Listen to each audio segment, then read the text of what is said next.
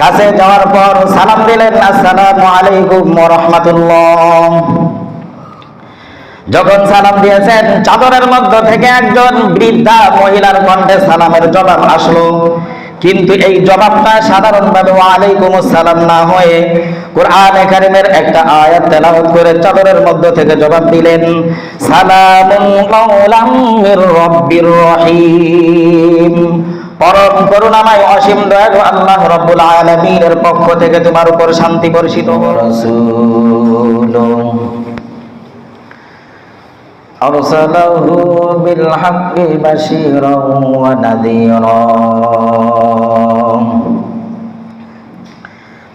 ওয়া দাঈয়ান ইলাল্লাহি বিইذনিহি ওয়া সিরাজাম মুনীরা। أما بعد فأعوذ بالله من الشيطان الرجيم. بسم الله الرحمن الرحيم. قل إن كان آباؤكم وأبناؤكم وإخوانكم وأزواجكم وعشيرتكم وأموال اقترفتموها وتجارة تخشون كسادها ومساكن ترضونها أحب إليكم من الله ورسوله وجهاد في سبيله فتربصوا حتى يأتي الله بأمره والله لا يهدي القوم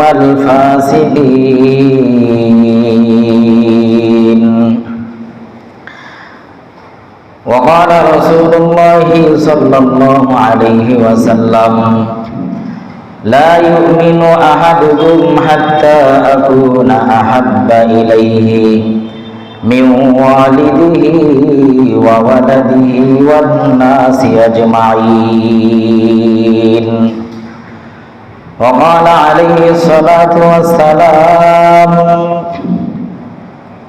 من قرأ القرآن وعمل بما فيه ألبس والداه تاجا يوم القيامة ضوءه أحسن من ضوء الشمس أو كما قال عليه الصلاة والسلام. وقال الله تعالى في شان حبيبه إن الله وملائكته يصلون على النبي يا أيها الذين آمنوا صلوا عليه وسلموا تسليما. اللهم صل على محمد وعلى آل محمد كما صليت على إبراهيم وعلى آل إبراهيم إنك حميد مجيد. اللهم بارك على محمد وعلى آل محمد كما باركت على إبراهيم وعلى آل إبراهيم إنك حميد مجيد. ربي زدني علما ربي زدني علما ربي زدني علما ربي اشرح لي صدري ويسر لي أمري واحلل عقدة من لساني يفقه قولي. মুআজ্জাজ মুহতারাম, মহান আল্লাহ রাব্বুল আলামিনের আলিশান দরবারে অসংখ্য অগণিত শুকরিয়া যে আল্লাহ রাব্বুল আলামিন আমাদেরকে জুমার নামাজ সালাত আদায় করার জন্য মসজিদে এসে উপস্থিত হওয়ার তৌফিক দিয়েছেন। এজন্য সকল অন্তর থেকে শুকরিয়া আদায় করি আলহামদুলিল্লাহ।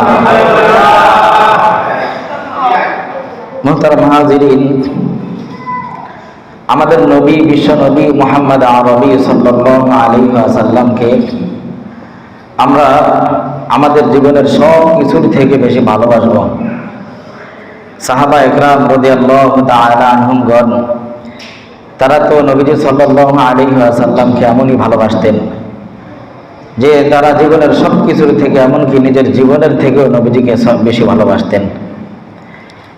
সাহাবা একরাম রাদিয়াল্লাহু তাআলা আনহুমদের অবস্থা ছিল যে নবী করিম সাল্লাল্লাহু আলাইহি ওয়াসাল্লাম সশরীরে তাদের কাছে উপস্থিত ছিলেন, যার কারণে তারা নবীজি সাল্লাল্লাহু আলাইহি ওয়াসাল্লামকে এভাবে ভালোবাসতে পেরেছেন।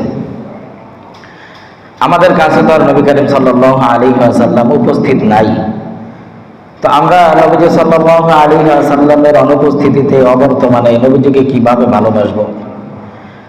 আমরা বিগত কিছুদিন ধরে এইগুলোই আলোচনা করতেছিলাম যে নবীর অবর্তমানে নবীজিকে ভালোবাসার একটা সূরত হলো নবী করিম সাল্লাল্লাহু আলাইহি ওয়াসাল্লামের যে সুন্নাত আছে, আদর্শ আছে, এগুলোকে আমরা ভালোবাসবো। আরেকটা পদ্ধতি হলো নবীজি সাল্লাল্লাহু আলাইহি ওয়াসাল্লামের ভালোবাসার মানুষ যারা আছেন, সাহাবা একরাম রাদিয়াল্লাহু তাআলা আনহুমদেরকে ভালোবাসা। নবীজি সাল্লাল্লাহু আলাইহি ওয়াসাল্লাম আমাদেরকে নির্দেশ দিয়েছেন যে তোমরা সাহাবা একরাম রাদিয়াল্লাহু তাআলা আনহুমদের সাথে ভালোবাসা রাখো। যে সাহাবা একরামকে ভালোবাসলো, নবীজি বলেন সে আমাকেই ভালোবাসলো। নবীজি সাল্লাল্লাহু আলাইহি ওয়াসাল্লামকে মুহাব্বত করার আরেকটা তরিকা, আরেকটা সূরত হলো নবী করিম সাল্লাল্লাহু আলাইহি ওয়াসাল্লাম যে কোরআন এবং হাদিস আমাদের মাঝে রেখে গিয়েছেন, এই কোরআন এবং হাদিসকে ভালোবাসা। এক হাদিসের মধ্যে আসছে নবী করিম সাল্লাল্লাহু আলাইহি ওয়াসাল্লাম বলেন, আহিব্বুল আরব লিসালাসিন লিআন্নী আরবিয়্যুন ওয়াল কুরআনু আরবিয়্যুন ওয়া কালামু আহলিল জান্নাতি আরবিয়্যুন। তিন কারণে তোমরা আরবি ভাষাকে, আরবিকে ভালোবাসো। এক নাম্বার হলো লিআন্নী আরবিয়্যুন, নবীজি বলেন আমি হলাম আরবি ভাষার অধিকারী, আমার ভাষা আরবি, এই জন্য তোমরা আরবিকে ভালোবাসো। দ্বিতীয় নাম্বার হলো কোরআনে কারিমের ভাষা হলো আরবি, এই জন্য তোমরা কোরআনে কারিমকে ভালোবাসো, আরবি ভাষাকে ভালোবাসো। তিন নাম্বার হলো কালামু আহলিল জান্নাতি আরবিয়্যুন, পরকালের ভাষা আরবি, জান্নাতের ভাষা আরবি, এই জন্য তোমরা আরবি ভাষাকে ভালোবাসো। এই হাদিসের মধ্যে আরবি ভাষাকে ভালোবাসতে বলা হয়েছে, তার এক নাম্বার কারণ বলা হয়েছে যে নবীজি সাল্লাল্লাহু আলাইহি ওয়াসাল্লামের ভাষা ছিল আরবি। নবী করিম সাল্লাল্লাহু আলাইহি ওয়াসাল্লামের মুখনিসৃত বাণীগুলোকে হাদিস বলা হয়। নবীজি সাল্লাল্লাহু আলাইহি ওয়াসাল্লামের এই হাদিসগুলো আরবি ভাষায় লিপিবদ্ধ এখনো পর্যন্ত পৃথিবীতে রয়েছে। দ্বিতীয় নাম্বার কারণ আরবিকে ভালোবাসতে বলার, যে আল্লাহ তাআলা আমাদের জন্য যে কোরআন নাযিল করেছেন, এই কোরআনটাও আল্লাহ তাআলা আরবি ভাষায় নাযিল করেছেন। তো এই জন্য আরবি ভাষাকে ভালোবাসতে নবীজি সাল্লাল্লাহু আলাইহি ওয়াসাল্লাম বলেছেন। তো নবীজি সাল্লাল্লাহু আলাইহি ওয়াসাল্লামের ভাষা আরবি, নবীজির মুখনিসৃত যে বাণীগুলো আছে, হাদিস শরীফ যেগুলো আছে, সমস্ত হাদিসগুলো আরবি ভাষায় লিপিবদ্ধ। পৃথিবীতে অনেক কিতাব আছে, হাদিসের কিতাব বুখারী, মুসলিম, আবু দাউদ, তিরমিজি, ইবনে মাজাহ, নাসাই, মুওয়াত্তা মালিক, মুওয়াত্তা মুহাম্মদ, শরহে মাআনিল আসার অর্থাৎ তহাবি শরীফ, মুসনাদ আহমদ, আর অনেক হাদিসের বড় বড় কিতাব আছে। সমস্ত কিতাবগুলো আরবি ভাষায় লিপিবদ্ধ। কোরআনে কারিম আরবি ভাষায় নাযিল হয়েছে। আল্লাহ তাআলা কোরআনে কারিমের মধ্যে বলেছেন, ইন্না আনজালনাহু কুরআনান আরাবিয়্যা, আমি কোরআনে কারিমকে আরবি ভাষায় নাযিল করেছি। এই কোরআনে কারিমের অনেক ব্যাখ্যা গ্রন্থ আছে, যেটাকে তাফসীরের কিতাব বলা হয়। তাফসীরের বড় বড় যে কিতাবগুলো আছে সব আরবি ভাষায় লিপিবদ্ধ। তাফসীরে জালালাইন, তাফসীরে বাইজাবি, তাফসীরে ইবনে কাসির, তাফসীরে কাবির, আরো অনেক বড় বড় তাফসীরের কিতাব সব আরবি ভাষায় লিপিবদ্ধ। এই জন্য নবীজি সাল্লাল্লাহু আলাইহি ওয়াসাল্লাম বলেন, যেহেতু কোরআন এবং হাদিস আরবি ভাষায়, তাই তোমরা আরবি ভাষাকে ভালোবাসো। আরবি ভাষাকে ভালোবেসে যদি এই আরবি ভাষার অভিজ্ঞতা অর্জন করা যায়, কমপক্ষে এতটুকু অভিজ্ঞতা যদি অর্জন করা যায় যে আমরা আরবিটা দেখে দেখে পড়ার যোগ্যতা অর্জন করতে পারি, আরবি ভাষাকে মহাব্বত করে যদি এতটুকু আমরা অর্জন করতে পারি, তাহলে কোরআনে কারীম এবং রাসূল কারীম সাল্লাল্লাহু আলাইহি ওয়াসাল্লামের যেই হাদিসগুলো এখনো পর্যন্ত আছে, এগুলো আমরা পড়তে পারবো। নবীজি সাল্লাল্লাহু আলাইহি ওয়াসাল্লাম এজন্য বলেন, তোমরা আরবিকে ভালোবাসো। কোরআন এবং হাদিস ইসলামের মূল বিষয় যেটা, এই বিষয়গুলো আরবি ভাষায় এখনো পর্যন্ত আমাদের মাঝে রয়েছে। আরবি ভাষাকে যদি আমরা শিখি, যদি কথা বলার যোগ্যতা অর্জন করতে নাও পারি, এতটুকু যোগ্যতা অর্জন হয় আরবি ভাষার উপর যে আমরা আরবিটা দেখে দেখে পড়তে পারি, তাহলে কোরআনে কারীম আমরা দেখে দেখে পড়তে পারবো। আর এই কোরআনে কারীম এটা আমাদের জীবন বিধান হিসেবে আল্লাহ তাআলা আমাদেরকে দিয়েছেন ভাই, এটা অবশ্যই আমাদের শেখা দরকার। আল্লাহ তাআলা কোরআনে কারীমের আয়াতের মধ্যে আমাদেরকে আহ্বান জানিয়েছেন, ওয়ালাকাদ ইয়াসসারনাল কুরআনা লিযিকরি ফাহাল মিন মুদ্দাকির। কোরআনে কারীমকে আমি সহজ করে দিয়েছি, আসান করে দিয়েছি। ও আমার বান্দারা, কে আসো কোরআনে কারীমের শিক্ষা অর্জন করবা, আসো কোরআনের শিক্ষা অর্জন করো, কোরআনের তেলাওয়াত শিখো, কোরআনে কারীমটা মুখস্থ করো, কোরআনে কারীমের জ্ঞান তোমরা অর্জন করো। আমি কোরআনকে তোমাদের জন্য সহজ করে দিয়েছি। কোরআনে কারীম আল্লাহ তাআলা আমাদের জন্য সহজ করে দিলেন, এবং এই কোরআন শিখলে যে কি ফায়দা, কি উপকার, কোরআনে কারীম শিক্ষা করার, যারা শিক্ষা করে এদের ব্যাপারে নবীজি সাল্লাল্লাহু আলাইহি ওয়াসাল্লাম বলেন যে তোমরা কি এই দুনিয়ার মধ্যে সবচেয়ে উত্তম ব্যক্তি কারা? নবীজি বলেন, খায়রুকুম মান তাআল্লামাল কুরআন ওয়া আল্লামা। তোমাদের মধ্যে সবচেয়ে উত্তম হলো ওই ব্যক্তি যে কোরআনে কারীম শিক্ষা করে এবং অন্যকেও কোরআনে কারীম শিক্ষা দেয়। নিজেরাও কোরআন শিখবো, নিজের সন্তানদেরকেও কোরআন শিক্ষা দিতে হবে। নিজের নাতি নাতনি যারা আছে, নিজের ভাতিজা ভাতিজি, পরিবারের সদস্য যারা, সবাইকে কোরআন শিখাতে হবে। নিজে যদি শিখাইতে না পারি, অন্য কারোর মাধ্যমে হইল আমরা কোরআন শিক্ষা দিব। আমাদের সন্তানদেরকে ভাই শিখাবো, আমাদের নাতি নাতনি, আমাদের অধীনস্থ যারা আছে তাদেরকে শিখাবো। নিজেরাও একটু কষ্ট করে কোরআনের তেলাওয়াতটা আমরা শিখবো। মেরে মুহতারাম, দুনিয়ার সব কিছুর প্রতি আমাদের আগ্রহ আছে, কিন্তু আমাদের ইসলামের প্রতি, পরকালের প্রতি, দ্বীনের প্রতি আমাদের আগ্রহটা অনেক কম। জাগতিক শিক্ষা অর্জন করার জন্য আমরা অনেক অর্থ ব্যয় করি, অনেক চেষ্টা করি, অনেক পরিশ্রম করি, অনেক আগ্রহ নিয়ে আমরা করি এটা, কিন্তু যে পরকালীন শিক্ষা, কোরআনের শিক্ষা, দ্বীনের শিক্ষা, এটার ব্যাপারে আমাদের আগ্রহ ওরকম ভাবে নাই। শুধুমাত্র একটু কোরআনের তেলাওয়াতটা শিখবে, নামাজ কিভাবে পড়তে হয়, কিভাবে দ্বীনের উপর চলতে হয়, এই বিষয়গুলো আমরা শিখবো, সন্তানদেরকে শিখাবো, এটার প্রতিও আমাদের আগ্রহ একেবারেই কম।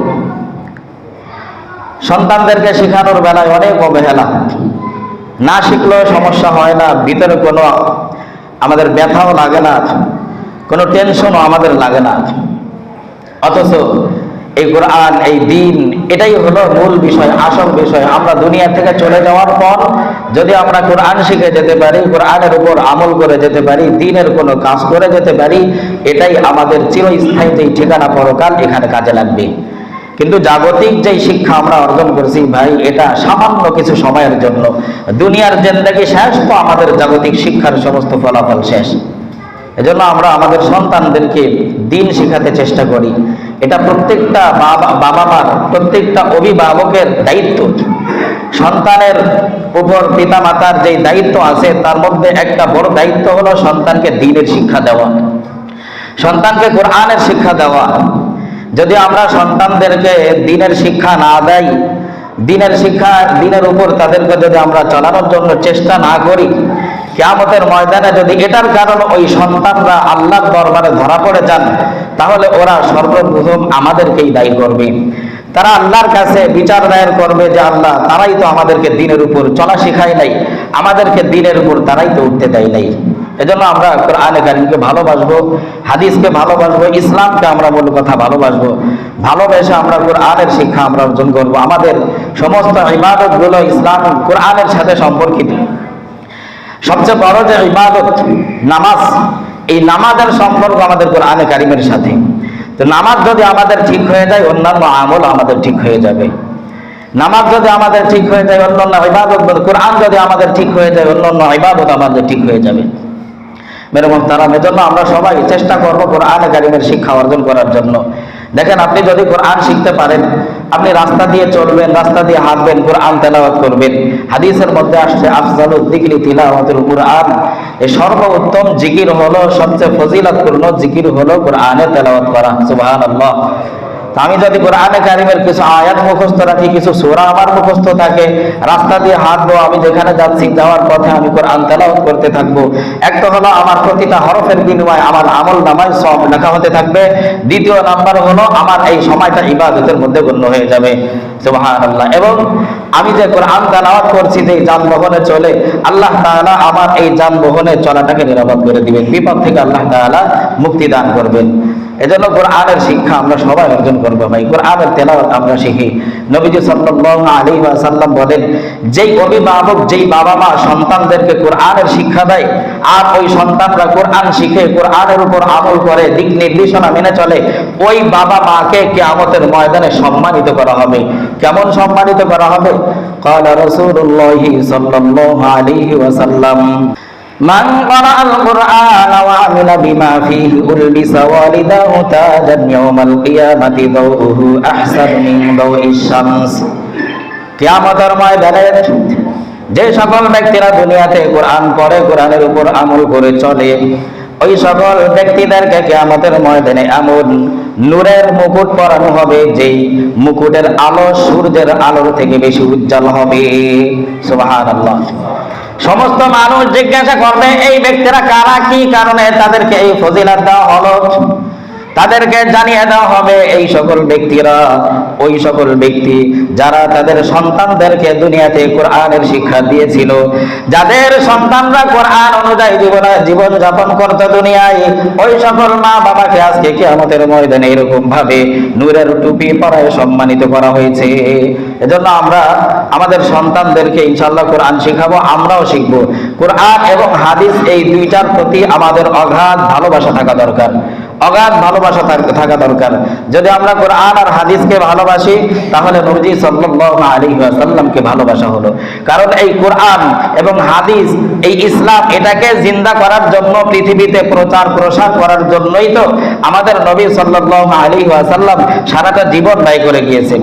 নবীজি সাল্লাল্লাহু আলাইহি ওয়াসাল্লামের ভালোবাসা থাকতে হলে এই দুইটার প্রতি আমাদের অবশ্যই ভালোবাসা থাকতে হবে। একটা সময় তো ভাই এমন ছিল যে মানুষ কোরআনে কারীমকে এত ভালোবাসতো, এত মহাব্বত করত, হাদিসকে এত ভালোবাসতো, মহাব্বত করত, যে ওই জামানায় কোরআন আর হাদিস মুখস্থ করার প্রতিযোগিতা চলতো।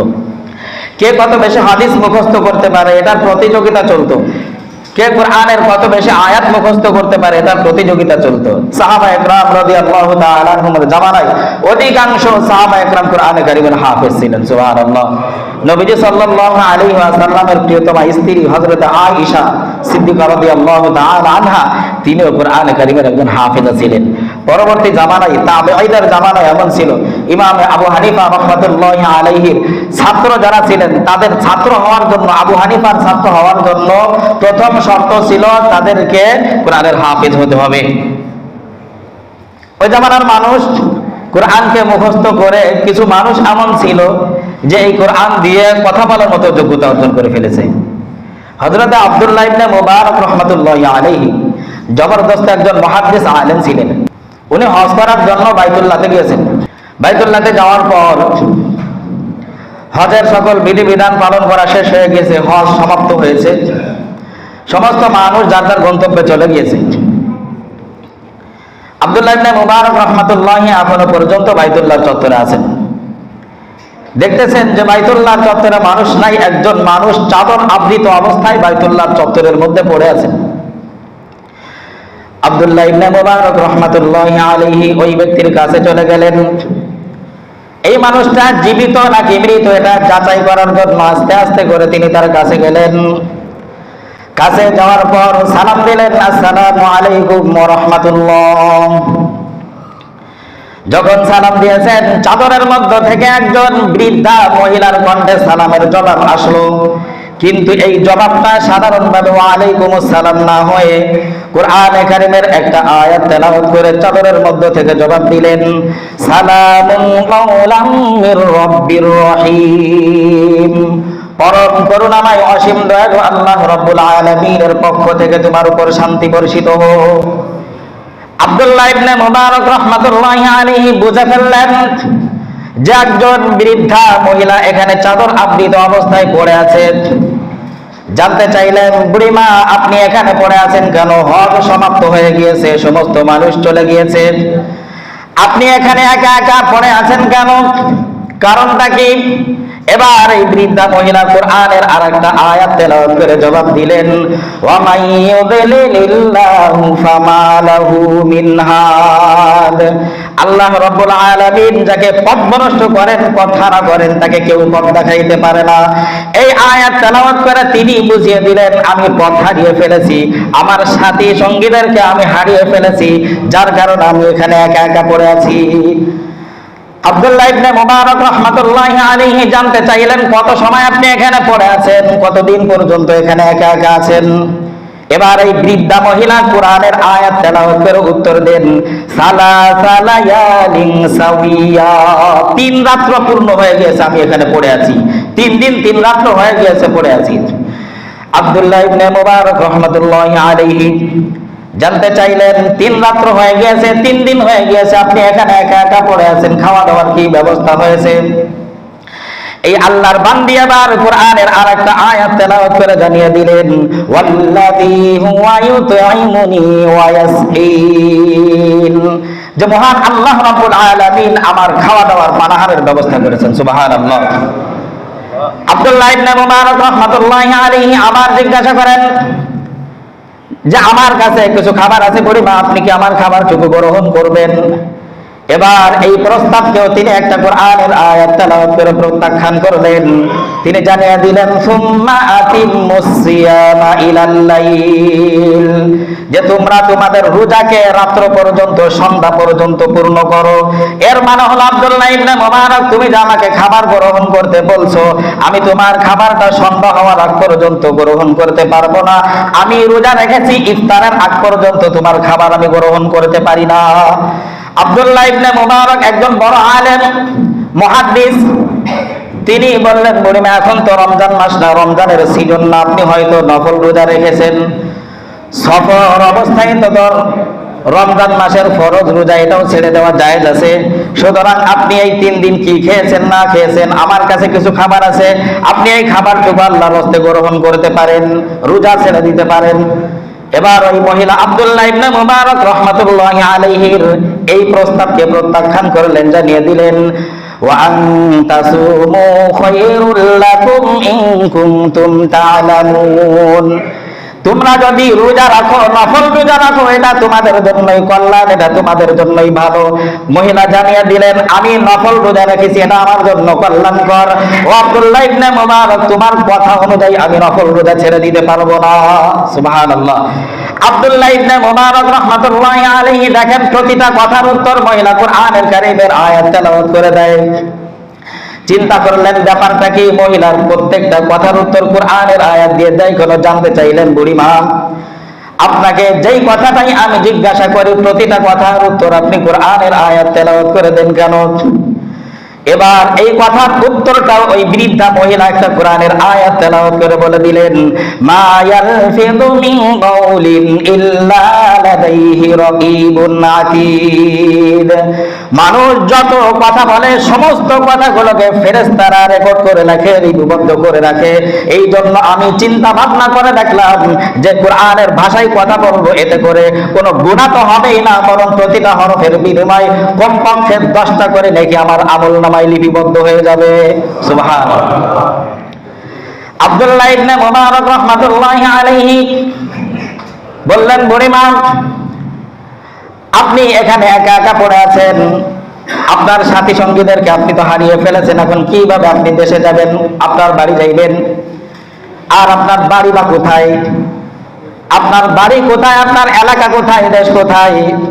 এবার এই মহিলা কোরআনের একটা আয়াত তেলাওয়াত করে জানিয়ে দেন, সুবহানাল্লাযী আসরা বিআবদিহি লাইলাম মিনাল মাসজিদিল হারামি ইলাল মাসজিদিল আকসা।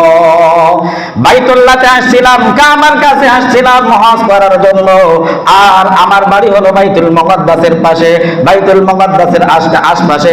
এই আয়াত তেলাওয়াত করে আব্দুল্লাহ ইবনে মুবারক রাহমাতুল্লাহি আলাইহিকে জানিয়ে দিলেন যে আমার বাড়ি হলো বাইতুল মুকাদ্দাস অর্থাৎ ফিলিস্তিনি এলাকায়। আব্দুল্লাহ ইবনে মুবারক রাহমাতুল্লাহি আলাইহি বলেন, বুড়িমা আপনার যাওয়ার তো কোনো ব্যবস্থা নাই, আমার কাছে একটা সমাধি আছে, একটা উট আছে, যদি আপনার সম্মতি হয় তাহলে আপনাকে আমি পৌঁছে দিয়ে আসতে পারি। এবার এই বুড়ি অত্যন্ত খুশি হয়েছেন, খুশি হয়ে কোরআনে কারীমের একটা আয়াত তেলাওয়াত করে তার কৃতজ্ঞতা জ্ঞাপন করলেন, ওয়া মা তাফআলু মিন খাইরিন ইয়ালামুহুল্লাহ। তোমরা যদি কোনো ভালো কাজ করো, যেই ভালো কাজগুলো তোমরা করবা এটা আল্লাহ রাব্বুল আলামিন জানবেন এবং তোমাদেরকে অবশ্যই এটার বিনিময় দান করবেন। সুবহানাল্লাহ। অর্থাৎ আব্দুল্লাহ ইবনে মুবারক, তুমি যে আমাকে আমার দেশে পৌঁছে দেওয়ার কথা বলছো, প্রস্তাব করেছো, অত্যন্ত ভালো একটা কাজের কথা তুমি বলেছো, এটা যদি তুমি করো অত্যন্ত সওয়াবের অধিকারী তুমি হতে পারবে, আমি এই কাজে রাজি আছি, তুমি আমাকে আমার দেশে পৌঁছে দিয়ে আসতে পারো। আব্দুল্লাহ ইবনে মুবারক রাহমাতুল্লাহি আলাইহি তাকে তার উটের উপর সওয়ার করতেছেন, উঠাইতেছেন। ওই মহিলা যখন উঠে এমন সময় মহিলা তাকায় দেখে আব্দুল্লাহ ইবনে মুবারক তার দিকে তাকায় আছে। এবার তিনি কোরআনের একটা আয়াত তেলাওয়াত করে জানান, কুল্লিল মুমিনিনা ইয়াগুদ্দু মিন আবসারিহিম। হে নবী, আপনি মুমিন বান্দাদেরকে জানিয়ে দিন তারা যেন তাদের দৃষ্টিকে পরনারী থেকে নিম্নগামী করে হেফাজত করে। আব্দুল্লাহ ইবনে মুবারক রাহমাতুল্লাহি আলাইহিকে মহিলা সতর্ক করে দিলেন যে আমি যে আমার সওয়ারিতে উঠতেছি, না জানি আমি বেসতর হয়ে যাইতে পারি। আপনি যে আমার দিকে তাকায় রয়েছেন, আপনার চক্ষুটা নিম্নগামী করেন, চক্ষুটাকে আপনি আমার দিক থেকে সরায় নিন। আব্দুল্লাহ ইবনে মুবারক রাহমাতুল্লাহি আলাইহি এবার রশি ধরে উটের রশি ধরে টানতেছেন। প্রতিমধ্যে জিজ্ঞাসা করেন, বুড়িমা আপনার এলাকায় তো যাচ্ছি, আপনার বাড়িতে যাচ্ছি, বাড়িতে কে কে আছে, আপনার সন্তানাদি আছে কিনা? এবার এই মহিলা কোরআনের আয়াত তেলাওয়াত করে জানিয়ে দিলেন, আল মালু ওয়াল বানুনা জিনাতুল হায়াতিদ দুনিয়া। মাল এবং সন্তানাদি এগুলো আল্লাহ রাব্বুল আলামিন মানুষকে দুনিয়ার সৌন্দর্য হিসেবে দান করেন। অর্থাৎ আল্লাহ তাআলা আমাকে সন্তানাদি থেকে আল্লাহ মাহরুম করেন নাই, সন্তানাদি অবশ্যই আমার বাড়িতে আছে। জানতে চাইলেন সন্তানদের নাম কি? এবার এই মহিলা কোরআনের আয়াত তেলাওয়াত করে সেটার জবাব দিয়ে দিলেন, ইয়া ইয়াহইয়া খুদিল কিতাবা বিকুওয়া ওয়া কাল্লামাল্লাহু মূসা তাকলিমা ওয়াত্তাখাযাল্লাহু ইব্রাহিমা খলিলা। পর্যায়ক্রমে কয়েকটা আয়াতের অংশ তেলাওয়াত করে জানিয়ে দিলেন যে আমার ছেলেদের নাম হলো ইয়াহইয়া, মূসা, ইব্রাহিম। সুবহানাল্লাহ। আগের জামানায় মানুষ কোরআনকে ভালোবেসে তারা এতটা দক্ষতা অর্জন করেছে যে কোরআন দিয়ে কথা বলার মতো যোগ্যতা অর্জন করেছে। মেরে মুহতারাম, তারাও মুসলমান, আমরাও মুসলমান। তাদেরকে আল্লাহ তাআলা যে ইসলাম দিয়েছেন আমাদের কাছেও সেই ইসলাম আছে, সেই কোরআন আছে, সেই হাদিস আছে, পরিবর্তন হয়ে যায় নাই। তারা ইসলামকে এতটা ভালোবাসছে, কোরআনকে এতটা ভালোবাসছে, আমরা কেন পারবো না? ভাইরা আমার, শুধুমাত্র আমাদের আগ্রহের দরকার। আমরা যদি আগ্রহ করি তাহলে আমাদের জীবনে ওরকম কোরআন দিয়ে আমরা সাজাইতে পারবো। এজন্য আমরা কোরআন এবং হাদিস যেটা আল্লাহ রাসূল সাল্লাল্লাহু আলাইহি ওয়াসাল্লাম আমাদের মাঝে রেখে গিয়েছেন, এটাকে আমরা আমাদের জীবনের থেকে বেশি মহব্বত করব, ভালোবাসবো। যদি আমরা ওই পর্যায়ের ভালোবাসতে পারি তাহলে নবী করিম সাল্লাল্লাহু আলাইহি ওয়াসাল্লামকে ভালোবাসা হবে। আর নবী সাল্লাল্লাহু আলাইহি ওয়াসাল্লামকে যদি আমরা পরিপূর্ণভাবে ভালোবাসতে পারি তখনই আমরা পরিপূর্ণ ঈমানদার বলে বিবেচিত হতে পারবো। আল্লাহ তাআলা আমাদের সকলকে নবীজি সাল্লাল্লাহু আলাইহি ওয়াসাল্লামকে, কোরআন এবং হাদিসকে আমাদের জীবনের সব কিছুর থেকে বেশি ভালোবাসার তৌফিক দান করেন। আমিন। আখির দাওয়ানা আলহামদুলিল্লাহি রাব্বিল আলামিন।